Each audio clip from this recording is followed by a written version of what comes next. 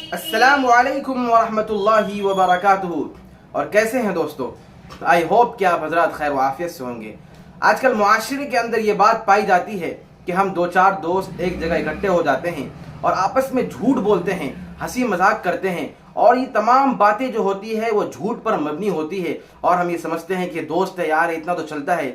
میرے دوستوں میں بتلا دوں کہ یہ بالکل ہی غلط بات ہے، اور اگر آپ یہ سمجھتے ہیں کہ آپ ان کو جھوٹ بول کر ہنسا رہے ہیں اور یہ سمجھتے ہیں کہ دوسروں کے چہرے پر مسکراہٹ لانا یہ اچھا کام ہے، یہ نیکی کا کام ہے، تو میں بتا دوں کہ یہ آپ کی مس انڈرسٹینڈنگ ہے، غلط فہمی ہے، آپ ایک غلط فہمی کے شکار ہیں۔ اس لیے کہ اللہ کے نبی علیہ الصلوۃ والسلام نے فرمایا، ترمذی شریف کی حدیث ہے، وَيْلٌ لِلَّذِي يُحَدِّثُ بِالْحَدِيثِ لِيُزْهِكَ بِهِ الْقَوْمَ فَيَكْذِبُ وَيْلٌ لَهُ وَيْلٌ لَهُ۔ اللہ کے نبی فرماتے ہیں اس شخص کے لیے ہلاکت ہے جو کسی کو ہنسانے کے لیے جھوٹ بولے، باتوں کو گھڑ کر اس کے سامنے پیش کرے تاکہ لوگ اس کی باتوں سے ہنسے۔ تو اللہ کے نبی نے اس شخص کے لیے فرمایا کہ اس کے لیے ہلاکت ہے، ہلاکت ہے۔ اس لیے اللہ سے دعا کرے کہ اللہ تعالی ہم سب کو اس گناہ سے بچنے کی توفیق عطا فرمائے، اور اللہ تعالی ہم سب کو سیدھے راستے پر چلنے کی توفیق عطا فرمائے۔ آمین۔